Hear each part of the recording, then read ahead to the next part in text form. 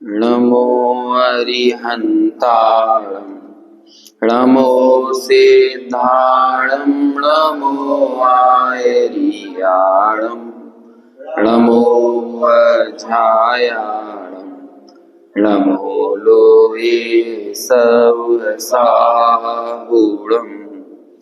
मंगलम भगवान वीरो मंगलम गौतमो गणी मंगलम कुंद कुंदाद्यो जैन धर्मोस्तु मंगलम सर्वमंगल मांगल्यम सर्वकल्याणकारकम प्रधानम सर्वधर्माणां जैनम जयतु शासनम् वंदित्व सर्वसिद्धे तोमचलमणोऽमं गतिं पत्ते गोच्छामि समय आहुड मृणमो सुदकेवली भणिदम् नमः समय साराय स्वानुभूत्या चकासते चित् स्वभावाय भावाय सर्वभावांतरच्छिदे।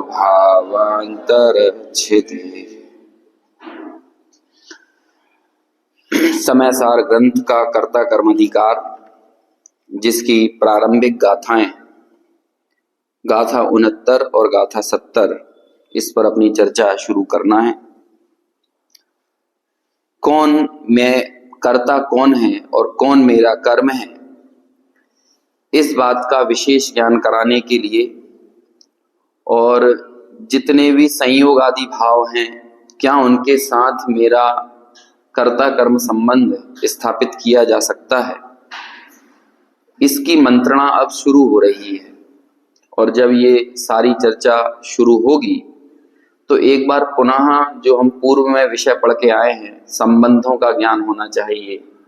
कौन स्वरूप है, कौन संयोग है, इस बात का लक्षण भेद हमें पता होना चाहिए, क्योंकि लक्षण के बगैर इस कर्ता कर्म की भ्रांति को दूर नहीं किया जा सकता।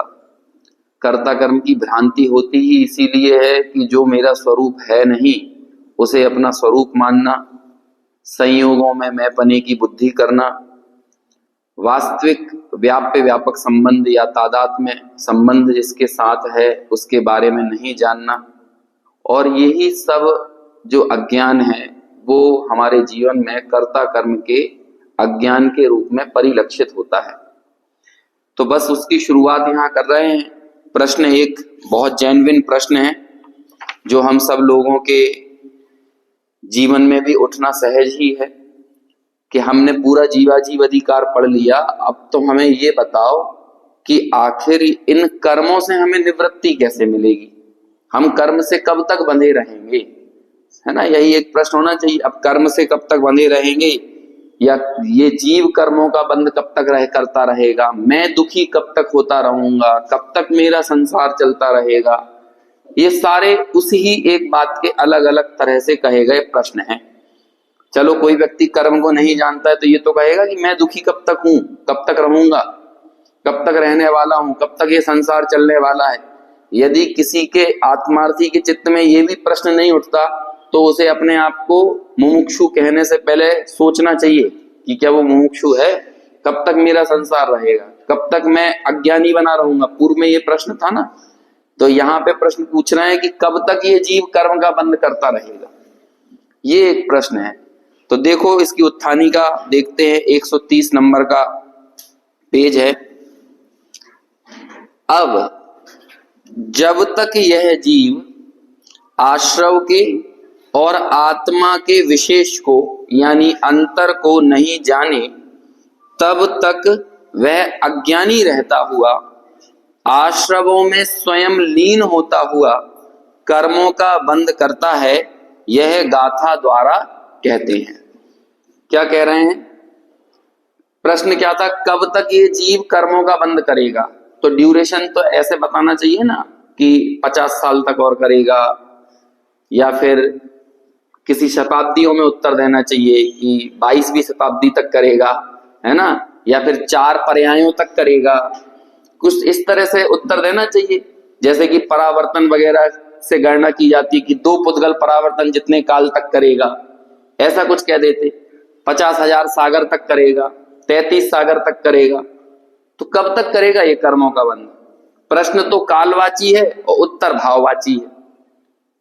और क्या कह रहे हैं आचार्य कि जब तक ये जीव आश्रवों के और आत्मा के बीच के अंतर को नहीं जानेगा, अभी अंतर को जानना कब तक चलता रह सकता है? अभी कहो तो अनंत काल तक चलता रहे, ना माने, अंतर को नहीं जाने, और कहो तो अभी इसी क्षण वो अंतर को जान जाए, तो कर्मों का बंध छूटने लगेगा ना। जैसे ही वो अंतर को जान लिया वैसे ही 41 प्रकृतियों का बंध रुक जाएगा, और जैसे जैसे मग्नता बढ़ती चली जाएगी अंतर को जानने में, और विशेष विशेष उस अंतर को जानकर स्वरूप में मग्न होता जाएगा, और कर्म छूटते चले जाएंगे। तो अब प्रश्न भले कालवाची है लेकिन उत्तर तो भाववाची है। और ऐसा हम हमारे जीवन में भी अनेक बार करते हैं। जैसे किसी से पूछो, भैया अपने बच्चे की शादी कब तक करा रहे हो, लड़के की शादी कब तक करा रहे हो, तो प्रश्न क्या है? कालवाची। तो अब उत्तर भाववाची हो सकता है ना, भैया जब तक इसकी नौकरी नहीं लग रही, है ना, जब तक है ना ये, जब तक इसकी नौकरी परमानेंट नहीं हो जाती तब तक शादी नहीं करा रहे। इसी तरह के और भी कई प्रश्न हो सकते हैं, है ना। हम पूछते तो हैं कालवाची, लेकिन उत्तर सामने से क्या मिलता है? उत्तर मिलता है भाववाची। तो बस ऐसे ही यहां पर भी प्रश्न पूछा है कालवाची कि कब तक ये आत्मा या जीव कर्मों का बंध करता रहेगा। उत्तर क्या कह रहे हैं? जब तक वो विशेष अंतर को नहीं जानेगा। यदि इसकी कल ही नौकरी लग गई तो हम बस, अभी लड़की वड़की तो हमने देख रखी है, बस हमें तो पक्की करना है, बात चलाना है, तो उसके बाद हम अगले दिन पहुंच जाएंगे उनके घर रिश्ता लेके, और हो सकता है महीने 2 महीने में शादी हो जाए। तो बस हमारा तो मूल ध्येय क्या है? जब हम किसी भाववाची पक्ष को प्रमुख करते हैं तो वहां पर हमारी प्रायोरिटी तय होती है। हमारी प्रायोरिटी, हमारा प्रयोजन कि भाई हमने शादी तो करवा दी, लेकिन इनके खाने के लाले पड़े रहेंगे, कल को नौकरी नहीं है, कैसे परिवार को चलाएंगे? तो हमारी प्रमुखता किस बात पर ज्यादा है कि नौकरी तो लगना चाहिए, ये हमारा मूल प्रयोजन है। बाकी शादी वादी तो चलो हम करते रहेंगे, कोई दिक्कत नहीं है, हमारे नजरों में बहुत रिश्ते हैं। ऐसे ही प्रयोजन आपका प्रमुख होना चाहिए।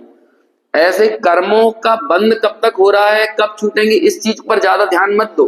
मूल प्रयोजन क्या? भेद ज्ञान करो, ये सबसे बड़ा प्रयोजन है। अंतर दिखना चाहिए आश्रवों के बीच में और जीव के बीच में, आत्मा के बीच में।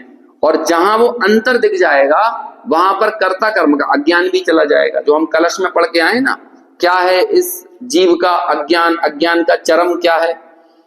कहते हैं कि जीव तो एक है, कर्ता तो एक है, लेकिन इसे क्रोध आदि कर्म कई नजर आते हैं। सारी कषाएं, सारे रागादि भाव, सारे वर्णादि भाव, ये सब इसे अपने कर्म लगते हैं। तो बस यही इसके कर्ता कर्म का अज्ञान है। और इस कर्ता कर्म को नाश करने में कौन समर्थ है? ज्ञान ज्योति। ज्ञान ज्योति की बात आई थी ना, मतलब भेद ज्ञान। तो अब बस उस भेद ज्ञान की बात यहाँ पर इन गाथाओं में आ रही है। देखो अभी उसका उत्तर पढ़ते हैं अपन मूल गाथाओं से। 130 पेज नंबर। जावण वेदी विशेषण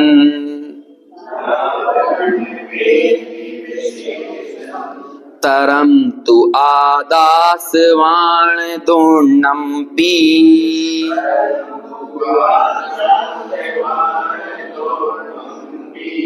अन्नानि तावदूसो कोहादिषु वट्टदे जीवो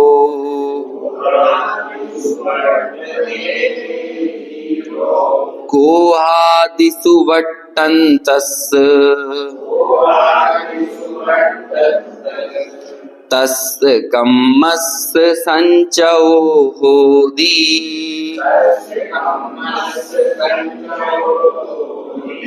जीवस्येवं बन्धो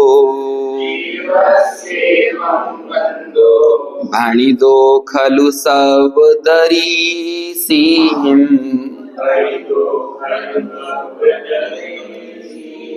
अनुवाद। रे आत्म आश्रव का जहाँ तक भेद,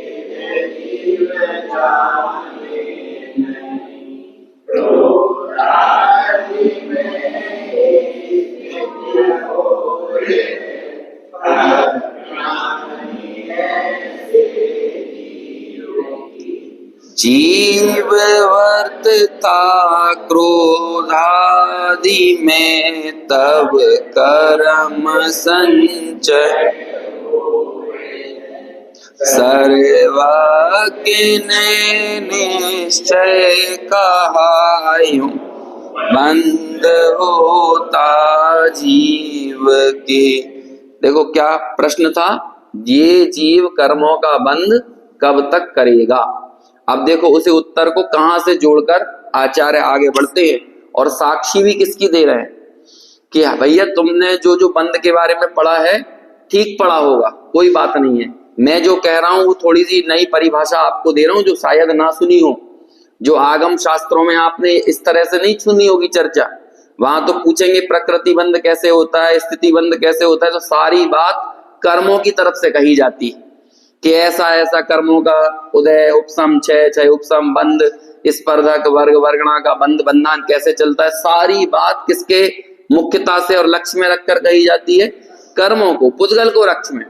यहां पर हम बता रहे हैं आत्मा, आत्मा आखिर कैसे कर्मों से बंधता है, उस चीज को समझो। और ये बात हम अपने मन से नहीं कह रहे, क्या किसकी साक्षी दे रहे हैं, खलु भणी दो खलु सब दरिसी हिम, भणी दो कही है खलु निश्चय से, वास्तव में किन्होंने, सर्वदर्शी हिम, सर्वज्ञ भगवान ने ये बात कही है। क्या बात कही है, जावण वेदी, जावण यानी होता है जब तक, वेदी, वेदी यानी क्या होता है, जहां भगवान विराजमान होते हैं, ऐसा नहीं, वेद शब्द जो है ना, वेद, वेदी, विद्वान, ये सब शब्द विद धातु से बने हैं, और विद धातु जानने के अर्थ में प्रयोग होती है, जो उसे वेदी कहते हैं ना अपन। तो जैसे जिस वेदी मतलब ये भगवान है, तो ये वेदी ने भगवान ही जानो, भगवान से कम मत जान लेना, इसलिए उसका नाम है वेदी। भले वो स्थापना निक्षेप से तो उसे पत्थर मत जान लेना, उसे पुद्गल मत जान लेना, भगवान की वेदी मतलब भगवान ही जानना है ना, भगवान से 1% कम मत जान लेना। जैसे केवल ज्ञान में बैठे हुए भगवान है ना, ऐसे ही मंदिर की वेदी पे बैठे हुए भगवान, मतलब इन्हें भगवान ही जानो, इसलिए उसे क्या कहते हैं, वेदी। तो वो स्थापना निक्षेप से वेदी है।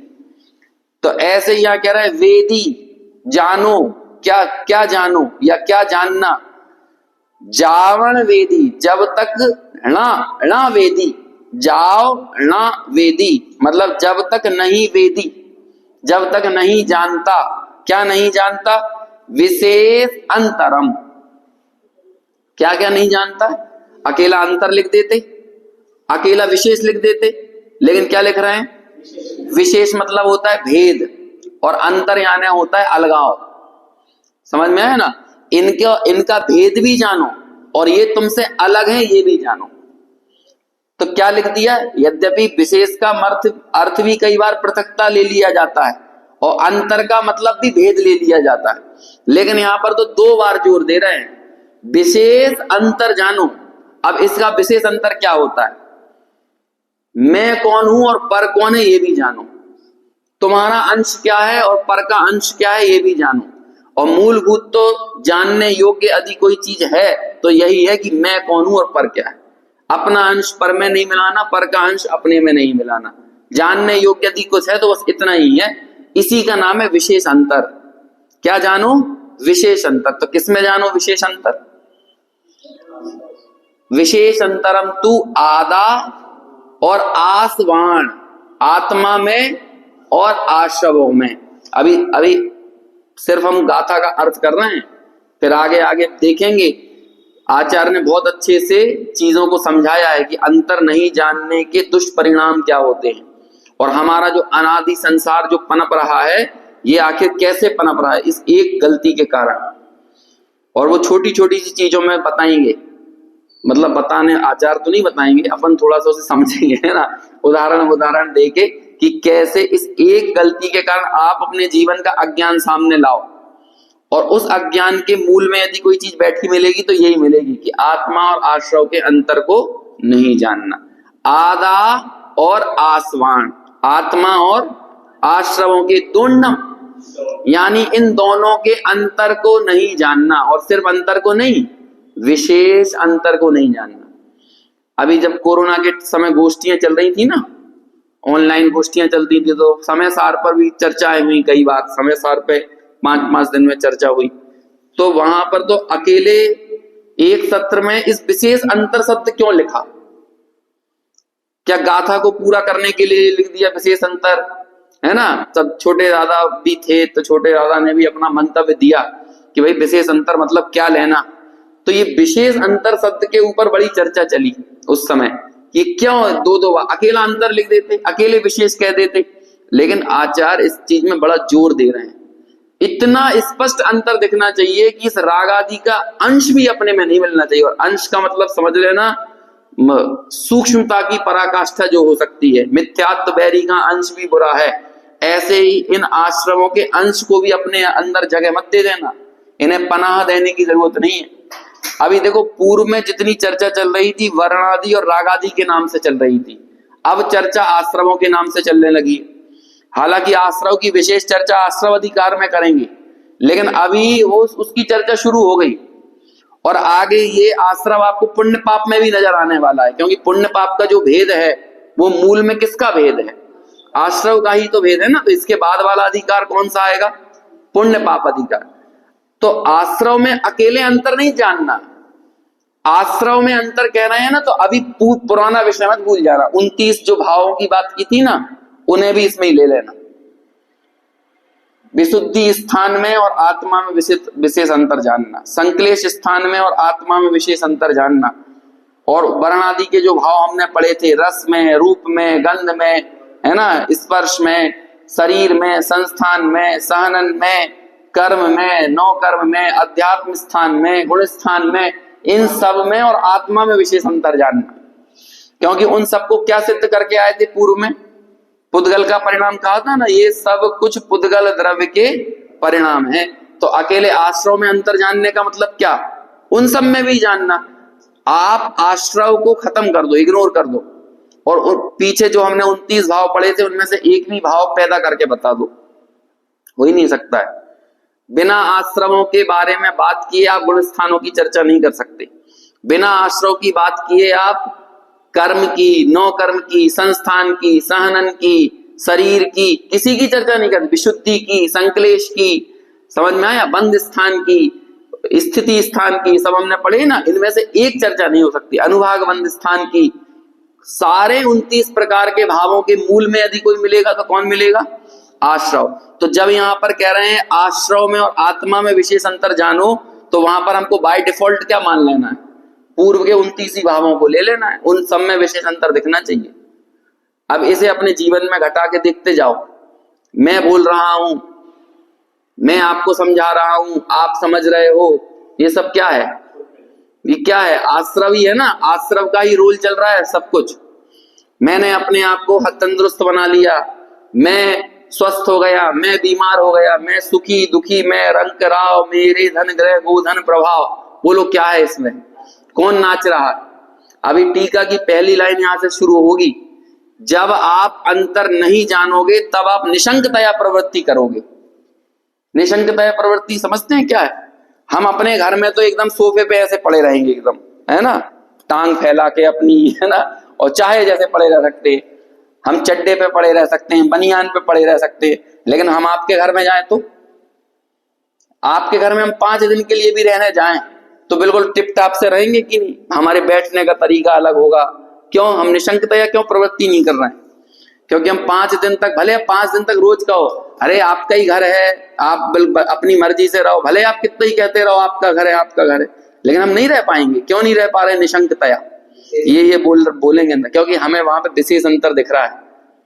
भले आपने कितने, हम आपसे कोई चीज मांगेंगे, भैया हमें थोड़ा सा साबुन मिल जाएगा, टॉवेल मिल जाएगा, अरे सब जगह आपका ही है, इसमें पूछने की क्या जरूरत है? ये टॉवेल जितने पड़े सब आपके हैं, ये अपनी अलमारी खोलो ये सब आपकी है। लेकिन अलमारी खोलने से पहले सोचना पड़ेगा। हम अपने घर में कभी नॉक करके जाते हैं? यदि गेट बंद हो तो जरूर नॉक कर देंगे, लेकिन यदि गेट खुला हो तो नॉक वॉक नहीं करते, सीधे घुस जाते हैं। अपने कमरे में नॉक करके जाते हैं, क्यों नहीं जाते? निशंकतया प्रवृत्ति। लेकिन कोई दूसरा आधा गेट खुला भी हो ना तो भी हम बजाएंगे, क्यों? विशेष अंतर जानते हैं।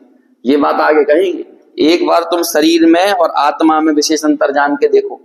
ये 29 प्रकार के जो भाव हम पढ़ के आए हैं उसमें और आत्मा में विशेष अंतर जानो।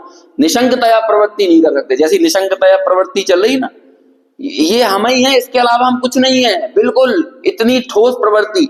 और बस इस प्रवृत्ति के कारण वो जीव अजीव संबंधी, तत्व संबंधी भूल जो है वो खड़ी होती है। तन उपजत अपनी उपज जान, तन नशत आपको नाशमान। बस ये इसमें बिल्कुल ऐसे मग्न है, घर में, गृहस्थी में, परिवार में, सब में कितनी गहरी मग्नता है। ये विशेष अंतर जान लो तो ये मग्नता चली जाएगी। ये बात आगे लिखेंगे, निशंकतया प्रवृत्ति चली जाती है। तो ऐसा है ये विशेष अंतर जानना। देखो फिर आगे क्या कहते हैं, अन्नाणि तावदु सो। क्या कह रहे हैं? ये प्राकृत पढ़ते जाओ। मैं एक बार अब ऐसा करूंगा कि मैं पढ़ूंगा पर अर्थ आपको करना है और नीचे का अर्थ नहीं देखना है आपको है ना, अन्वयार्थ पढ़े बगैर। क्योंकि अपन एक बार प्राकृत भाषा के फ्लो को, उसके पैटर्न को यदि समझ जाए ना तो फिर हमें नीचे अर्थ देखने की बिल्कुल जरूरत नहीं पड़ेगी। अन्नाणि तावदु सो, तब तक अज्ञानी सो। तब तक सो यानी वह, सो है ना। अपन भी बुंदेलखंडी में बोल देते ना, जो सो, है ना। तो ये सो मतलब क्या है? वो, है ना। अन्नाणि तावदु सो, वैसे संस्कृत में ये होता है सहा। सहा यानी वह, है ना। तो उसे प्राकृत में क्या बोलते हैं? सो, है ना। अन्नाणि तावदु सो कोहा दिसु वट्ट दे जीवो। तब तक ये जीव अज्ञानी रहता है और क्रोध आदि में वर्तन करता है। वट्ट दे यानी वर्तता है, काय में? क्रोह कोहा दिसु, क्रोध आदि में वर्तता है। कौन? जीवो। कितनी बातें हुई इस पहले में? जब तक ये जीव आत्मा और आश्रव में अंतर नहीं करता, पहली बात। तब तक अज्ञानी रहता है, दूसरी बात। और तब तक क्रोध आदि में वर्तन करता है, तीसरी बात। अब चौथी बात, कोहादिसु वट्टंतस। और जब तुम क्रोध आदि में वर्तोगे, धूल में लिपटोगे, धूल में खेलोगे, तो फिर क्या होगा? धूल चिपकेगी भी तो। कोहादिसु वट्टंतस, अब क्रोध आदि में वर्तन किया तो काय का संचय करोगे? कम्मस्य संचयो होदी। तब तक क्या होता रहेगा? कर्म का संचय होता रहेगा। धूल में तो कीचड़ में लौट के आ रहे थे और देखो कीचड़ चिपक जाती है, कीचड़ चिपक जाती है, तो फिर कोई क्या कहेगा? तुम लौट क्यों रहे थे कीचड़ में? तुम धूल में लौट क्यों रहे थे? ऐसे ही हम कहें बड़े कर्म हमें परेशान किए जा रहे हैं, तो कहते हैं क्रोध में वर्तन क्यों कर रहे थे? क्रोध में वर्तन नहीं करते। तो कहते हैं क्रोध में वर्तन क्यों हो रहा था? क्योंकि तुम क्रोध में और अपने बीच में अंतर नहीं जान रहे थे। तुम क्रोध को अपना स्वभाव मान रहे थे, क्रोध को अपना कर्म मान रहे थे। क्रोध को अपना कर्म मानना, क्रोध को अपना स्वभाव मानना, यही क्रोध में वर्तन करने का कारण है। समझ में आया? एक पार्क में बोर्ड लगा हुआ था, है ना, कि एंट्री इज प्रोहिबिटेड। क्या कहते हैं? एंट्री वर्जित है, आपका प्रवेश यहाँ पे वर्जित है। और तुम घुस गए उसके अंदर। अभी तुम बाद में ये नहीं बोल सकते कि हमें पता नहीं था। नहीं, पता कुछ नहीं था। यदि पुलिस पकड़ के ले जाएगी जहां पर प्रवेश वर्जित हो, अभी राष्ट्रपति भवन के पास चले जाओ, वहां पार्क वार गार्डन वगैरह लगे हुए हैं और वहां पे सब जगह लिखा रहेगा कि यहाँ पर प्रवेश वर्जित है। अभी घुस जाओगे अंदर तो वो तो पकड़ के ले जाएगी पुलिस, और हो सकता है जेल में बंद कर दे। तो हमें क्यों जेल में बंद कर दिया? तो क्या कहेगा? तुम वो पार्क में बर्तन क्यों कर रहे थे? तो कहेगा भैया हम इसलिए बर्तन कर रहे थे कि हमें पता नहीं था। तो कहते पता होना चाहिए था। अब तो तुम्हें डबल, पहले तो हम तुम्हें 3 दिन में छोड़ देते, अब 15 दिन में छोड़ेंगे। तुम्हें पता क्यों नहीं था? तुमने अंदर घुसने की चेष्टा कैसे की? जैसे कि गाड़ी चला के जा रहे हो, ड्राइविंग कर रहे हो, तो हेलमेट नहीं लगाए और बाद में कोई ये बोले भैया हमें पता नहीं था कि हेलमेट लगाना जरूरी है, तो कहते हैं हेलमेट नहीं लगाए थे तब तो हम तुम्हें 700 के फाइन में छोड़ देते।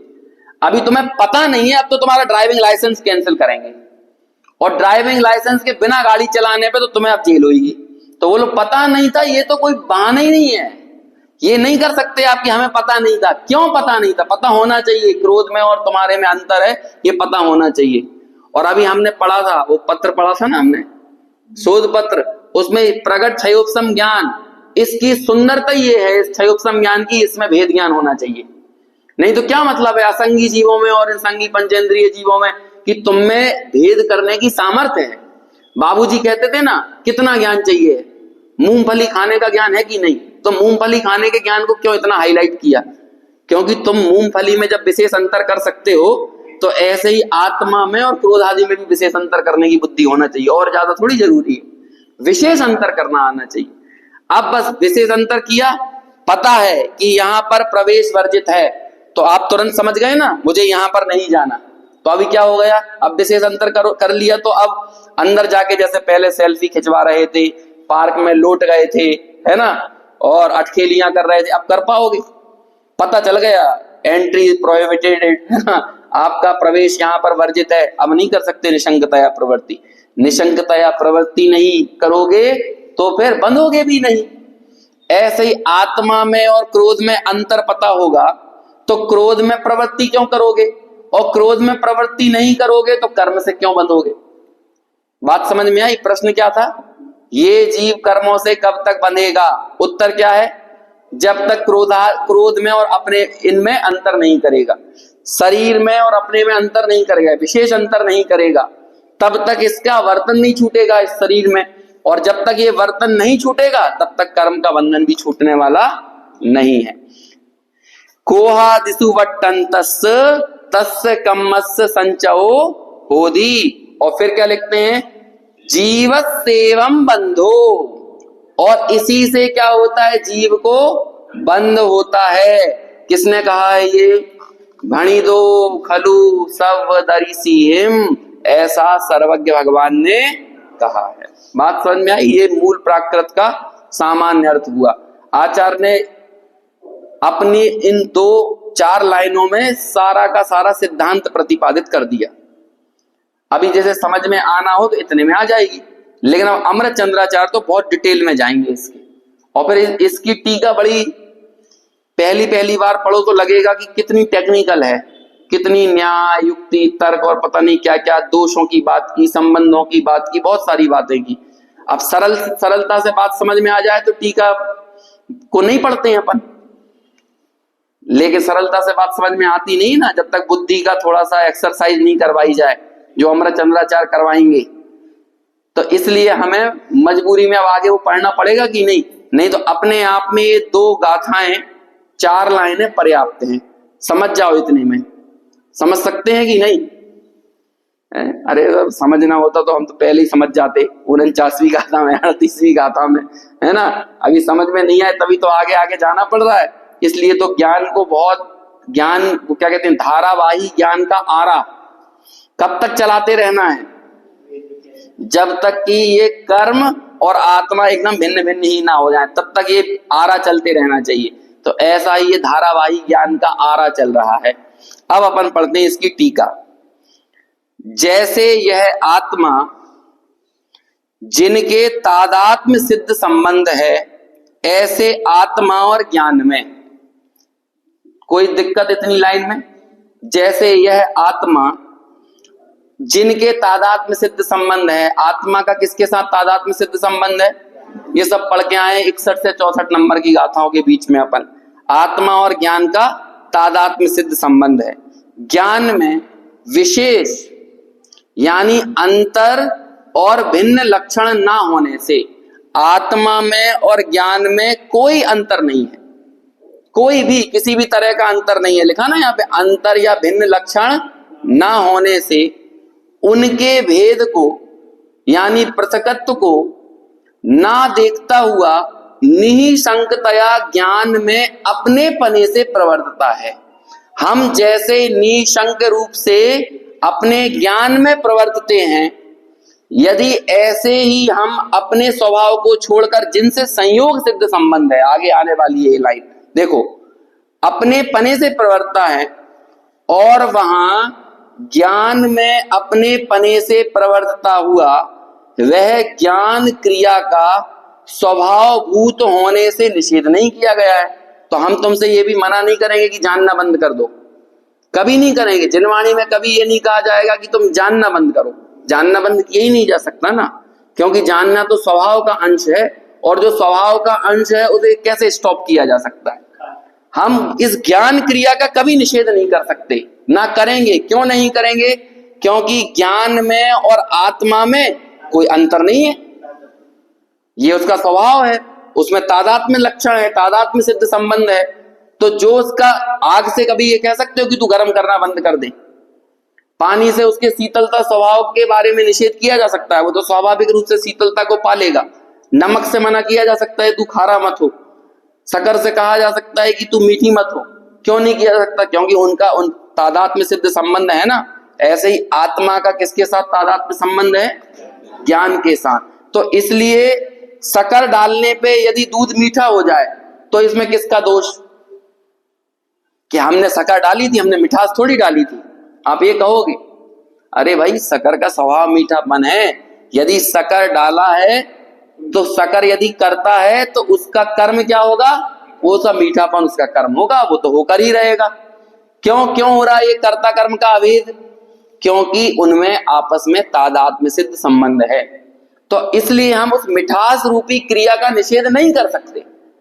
लेकिन यदि वो शक्कर कुछ और काम करने लगे जो कि उसका स्वभाव नहीं है, तो हमें सीधे सीधे डाउट किस पर होगा?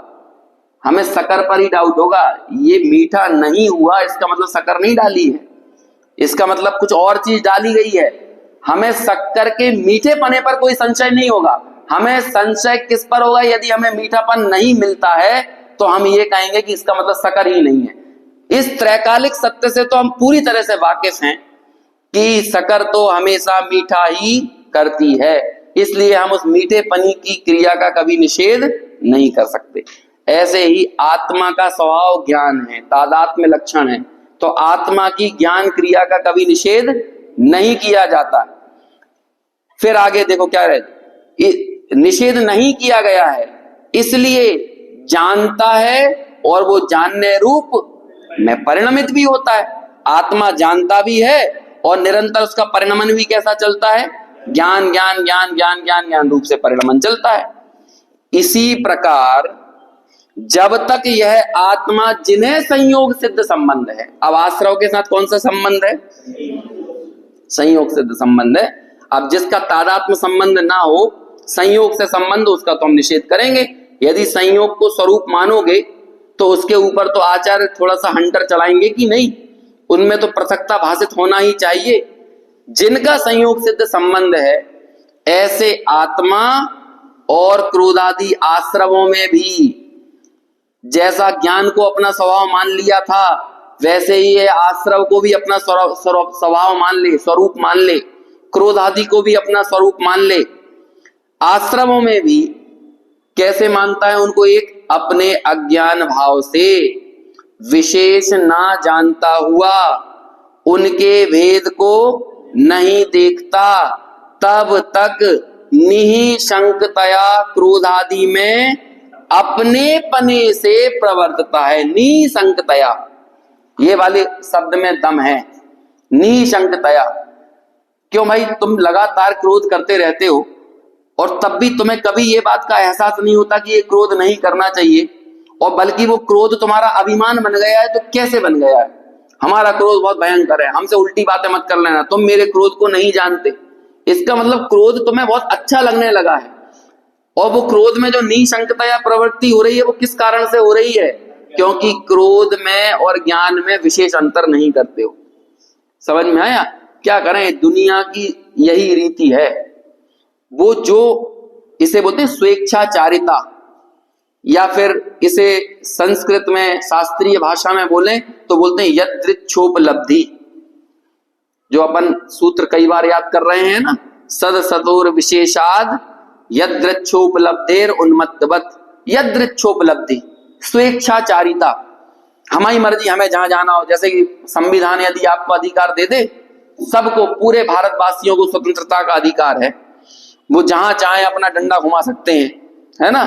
तो सड़क पर जाकर वो डंडा घुमा ले और कहे हमें स्वतंत्रता का अधिकार है, तो कोई आदमी कहेगा देखो तुम्हारे अधिकार तब तक हैं, हाँ बिल्कुल, तुम जाओ सड़क पर जाकर डंडा घुमाओ, लेकिन जहां वो डंडा किसी दूसरे को लग गया है ना, तो तुम्हारे अधिकार खत्म हो जाएंगे और उसके अधिकार चालू हो जाएंगे। तो स्वेच्छाचारिता की इतनी परमिशन नहीं मिल सकती। तो ऐसे ही हम बोले कि मैं तो कुछ भी कर सकता हूं, मैं तो परद्रव्य में भी प्रवेश कर सकता हूं, सब कुछ मेरा है, ये शरीर भी मेरा है, ये दुनिया मेरी है। इतना आश्चर्य होता है इस पूरे ब्रह्मांड का, एक तिनके बराबर तो ये एक छोटा सा अणु जैसा ही है एक आत्मा, और क्या कहो, है ना, छोटा ही सा तो है। अनंत आत्मा है, अनंत अनंत पुद्गल परमाणु है, उसमें एक आत्मा की सत्ता क्या है? मेरी सत्ता मेरे लिए सर्वस्व हो सकती है, लेकिन इस ब्रह्मांड की दृष्टि से मैं क्या हूं? और मैं अपने को सारे ब्रह्मांड का कर्ता मान लूं, पूरे विश्व का कर्ता। विश्व, आगे टीकाओं में ये शब्द आने वाले हैं कि विश्व रूपता को धारण करता है ये जीव। पूर्व में भी पढ़ के आए हम, चौथी गाथा की शायद टीका थी, तो उसमें कहा था ना कि जब ये एकत्वक्त आत्मा को नहीं जानता, चौथी या तीसरे नंबर की, तो वहां पर ये एक आत्मा ही पूरी विश्व रूपता को धारण करता है। पंडित जी साहब, अपने रविंद्र जी एक बात कहते थे कि जो व्यक्ति अपने को आत्मा नहीं जानता ना, वो अपने आप को दुनिया की हर चीज जानता है, बस वो आत्मा ही नहीं जानता, बाकी सब जानता है और पूरी दुनिया को अपना मानता है। जो अपने को अपना नहीं मानता वो पूरी दुनिया को अपना मानता है। और आप अपने हृदय पे हाथ रख के पूछो, पूरे विश्व के पदार्थों को चखने की इच्छा है कि नहीं? पूरे विश्व के पदार्थों को देखने की इच्छा है कि नहीं? पूरे विश्व के, है ना, अमुक अमुक पदार्थों को सूंघने की, ग्रहण करने की इच्छा है या नहीं? ये कहां से हो रही है? सर्व पूरे विश्व को ग्रहण करने की इच्छा कहां से हो रही है? इतनी निशंकतया प्रवृत्ति कैसे कर रहा है ये जीव? विशेष अंतर को नहीं जानता है, अपनी मर्यादाओं को और परद्रव्य की मर्यादा को नहीं जानता। और ये स्वेच्छाचारिता की पराकाष्ठा है, उसे अपनी मनमानी करना है, और अपनी मनमानी करने के लिए वो जैसे बने तैसे नियम विरुद्ध हर कार्य करने के लिए तैयार है। कई गांवों में ऐसा होता है कि रात में शादी का निषेध है। अब बड़ा विरोधाभास हो गया, दोस्त कहते हैं कि बारात तो रात में ही निकलना चाहिए, और समिति ने, मंदिर समिति ने, समाज ने नियम बना दिया कि रात में शादी नहीं होगी, तो अब करे क्या?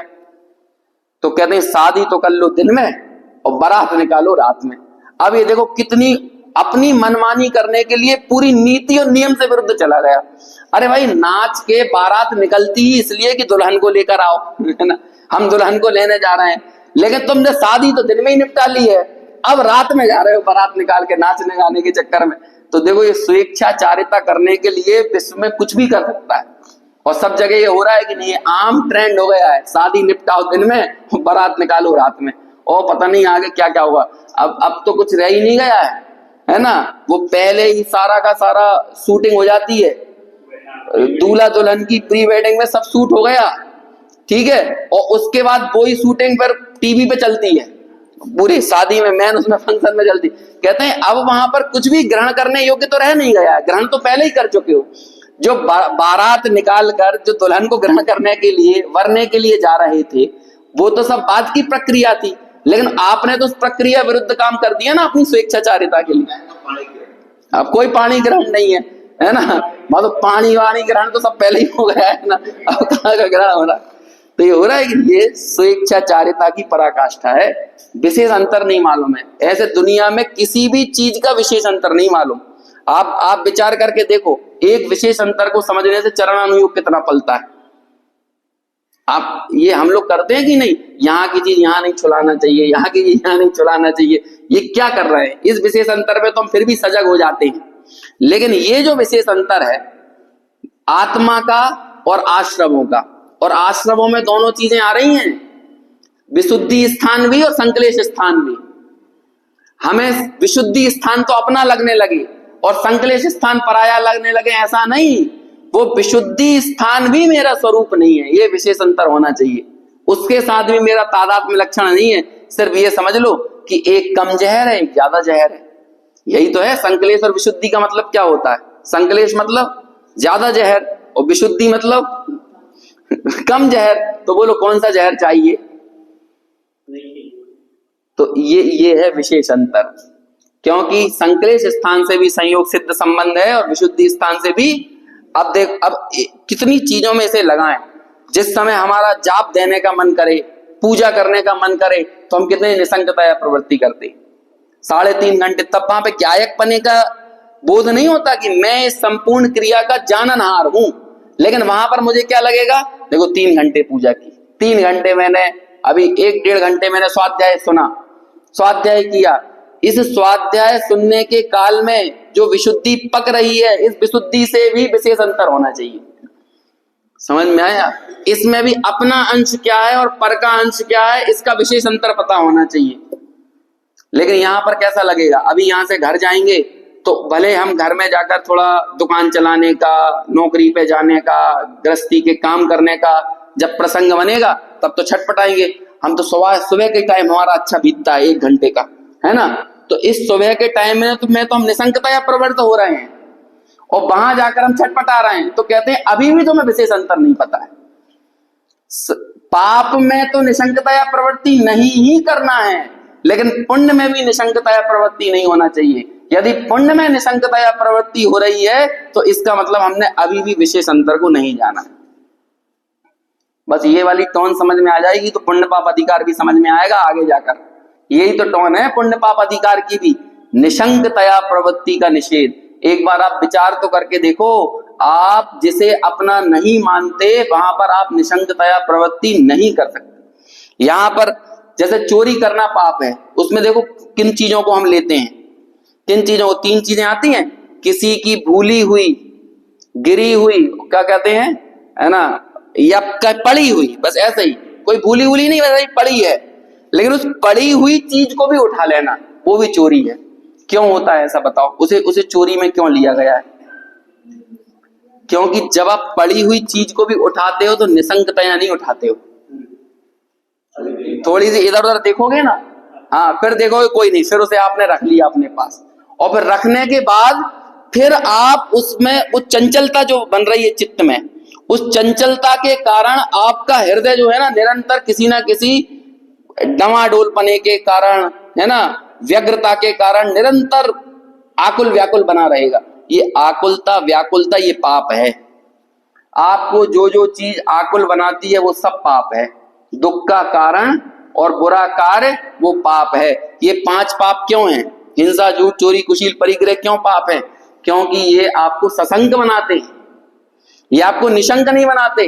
कहते ऐसे ही क्रोध, मान, माया, लोभ ये सब आपको सशंक बनाते हैं, ये आपको निशंक नहीं बनाते। आगे निशंकित अंग की चर्चा आएगी इसी में 228 नंबर की गाथा में सिद्ध करेंगे। आत्मा आत्मा में रहे तो ही निशंक हो सकता है, अदरवाइज निशंक नहीं हो सकता। आत्मा अपने स्वभावभूत कार्य को करे, जिसके साथ उसका तादात्म्य सिद्ध संबंध है, वो कार्य करते हुए ही निशंक रह सकता है। संयोग वाले कार्यों को करते हुए कभी निशंक नहीं रह सकता। समझ में आ रही कि नहीं? है ना। देखो आगे पढ़ते, प्रवृत्ता हुआ, यद्यपि क्रोधादि क्रिया का परभाव भूत होने से निषेध किया गया है। मिल गया? देखो ऊपर पढ़ा, भेद को नहीं देखता तब तक निशंकता या क्रोधादि में अपने पने से प्रवर्तता है, और वहां क्रोधादि में अपने पने से प्रवर्तता हुआ वह यद्यपि क्रोधादि क्रिया का प्रभाव भूत होने से निषेध किया गया है, तथापि वो प्रभाव थे उनका निषेध किया गया था, लेकिन फिर भी ये क्या करता है, तथापि वह स्वभाव भूत होने का उसे अध्यास होने से वो क्या करता है। अध्यास मतलब एक गलतफहमी, एक भ्रम, समझ में आया, एक आभास। वो अध्यास होने से, ये संस्कार पड़े हुए हैं अनादि से कि ये क्रोध मेरा है। क्रोध, आप किसी भी व्यक्ति को, शेर के बच्चे को बिल्लियों के साथ पाल दो तो शेर का बच्चा भी अपने आप को क्या समझने लगेगा? बिल्ली समझने लगेगा कि नहीं? आप कई ऐसे बनाए, कार्टून वगैरह बनाए, एक जंगल से कोई शेर का, चीते का बच्चा लेके आ गए और उसे पल गया, वो किन के बीच में, बिल्लियों के बीच में, हिरणों के बीच में पल गया, तो उसको मालूम ही नहीं चलता था कि मैं कितना दहाड़ने वाला और कितना वो हूं। उसके संस्कार वही पड़ गए ना, उसे अध्यास क्या हो गया। जैसे हाथी जो होता है, वो हाथी एक छोटे से जानवर से भी, चीता वगैरह है ना, वो चीता वगैरह उसको हरा देते हैं, शेर हरा देता है हाथी को। क्यों? क्योंकि हाथी को कभी इस बात का एहसास नहीं होता कि मैं कितना बलिष्ठ हूं, कितना बड़ा मेरी काया है। वो ऐसे पीछे मुड़ के नहीं देख पाता ना, नहीं देख पाता। जैसे ये रास्तों में जो ऑटो वाले होते हैं, तो वो अपनी चोंच घुसाने को ही देखते हैं बस, उन्हें ये नहीं मालूम कि पीछे इतना बड़ा भी है तो उन्हें लगता है उतना सा निकल जाए तो काम बन जाएगा। होता है कि नहीं? ऐसे हाथी को कभी एहसास नहीं होता कि वो क्या है, उसे निरंतर अध्यास होता है। उसे जितनी दुनिया दिखती है उसे लगता है ये दुनिया तो बहुत बड़ी है और मैं बहुत छोटा हूं, तो उसे वो अध्यास रहता है। तो उस अध्यास के कारण उसे अपनी शक्ति का कभी एहसास नहीं होता। तो जिसके बीच में जिन संस्कारों के साथ हम निरंतर रहते हैं हमें वही अध्यास हो जाता है। अब हम किन संस्कारों के साथ रह रहे हैं दुनिया में? इन्हीं संस्कारों के साथ रहे ना भैया। क्रोध करना जरूरी है, मान करना जरूरी है, मायाचारी थोड़ी बहुत जरूरी है, लोभ करना जरूरी है, तो हमें अध्यास क्या हो गया? बच्चा मैच्योर कब माना जाएगा? आपका जो छोटा सा बच्चा जो बेचारा बहुत निश्चल था पहले बचपन में, लेकिन उसे मैच्योर आप कब कहोगे? जब इसे समय पे क्रोध करना आने लगे, जब ये अभिमानी हो जाए थोड़ा सा, जब ये थोड़ा मायाचारी करना सीख जाए, जब ये थोड़ा सा लोभ करना सीख जाए, तो क्या हो गया? अब वो मैच्योर हो गया। तो हमने उसको किस तरह से पल्लवित किया है, बड़ा किया है? उन्हीं कसायों के। हाँ, हम नाम बदल देते हैं उनका। हम क्रोध को कहते हैं अनुशासन, समझ में आया? मान को कहते हैं स्वाभिमान समझ में? Self esteem, self pride, proud, इस तरह से कहते हैं ना। मायाचारी को बोलते हैं, थोड़ा सा डिप्लोमेटिक होना चाहिए, चतुर, चतुरता यानी मायाचारी, और महत्वाकांक्षा, एम्बिशन यानी लोभ। तो आपने चारों कसायों के नाम बदल दिए, लेकिन चारों कसायों को अपने साथ रख लिया। तो अब उसे जीवन भर क्या लगेगा? वो प्रभाव थे, क्रोध मान माया लोभ प्रभाव थे, लेकिन उसे क्या लगने लगा? स्वभावभूत होने का अध्यास हो गया। ऐसे ही हमें लगता है कि नहीं, क्रोध के बिना जीवन कैसे चलेगा, मान के बिना कैसा चलेगा, मायाचारी के बिना कैसे चलेगा, इतना तो लोभ होना ही चाहिए, इतना तो क्रोध होना ही चाहिए। कहते हैं ये होना चाहिए का जो भाव है ना, ये उन्हें स्वभावभूत होने का अध्यास करवाते हैं, और इसके कारण हम उनमें निशंकतया प्रवृत्ति करते हैं और पूरा जीवन निकल जाता है। कभी उनमें विशेष अंतर नहीं कर पाते। विशेष अंतर नहीं कर पाते तो क्रोध आदि में वर्तन करते हैं। क्रोध आदि में वर्तन करते हैं तो क्या होता है? कर्मों का बंधन होता है। और ऐसा किसने कहा है? सर्वज्ञ भगवान ने ऐसा कहा है। देखो ये वाला लाइन पूरी पढ़ के अभी चर्चा पूरी करते हैं। तथापि वह स्वभावभूत होने का उसे अध्यास होने से क्रोध रूप परिणमित होता है, राग रूप परिणमित होता है और मोह रूप परिणमित होता है। पर बता दिए ना, एक विशेष अंतर नहीं होने से ही क्रोध है, एक विशेष अंतर नहीं होने से ही राग है, एक विशेष अंतर नहीं होने से ही मोह है। आपका जिससे तादात्म्य सिद्ध संबंध है उस क्रिया का हम कभी निषेध नहीं करेंगे। तुम जानो, जानने रूप परिणमित हो, कोई समस्या नहीं है, कभी बंद नहीं होगा। लेकिन जिसके साथ संयोग सिद्ध संबंध है उसका और अपना अंतर नहीं जानोगे तो उस क्रिया का निषेध करेंगे। क्यों निषेध करेंगे? क्योंकि वो सारे वैभाविक भाव हैं, वो सब बंद के कारण है। ये क्रोध, राग, मोह यही हमारे संसार को बढ़ाने वाले हैं। तो ऐसे संयोग सिद्ध संबंधों से अपनी पृथकता का बोध करके हम स्वरूप में रहने का जब अभ्यास करते हैं, यही इस जीव के बंध से छूटने का एकमात्र उपाय है। आगे जो चर्चा आने वाली है बहुत अच्छी चर्चा है। कुछ संबंधों का के बारे में बात आएगी, दोष के बारे में आएगी। यदि आप क्रोध को अपना कर्ता मानोगे तो कौन कौन से दोष आते हैं, ये सारी चर्चा इस टीका में आगे आएगी, वो अपन आगे कल करेंगे।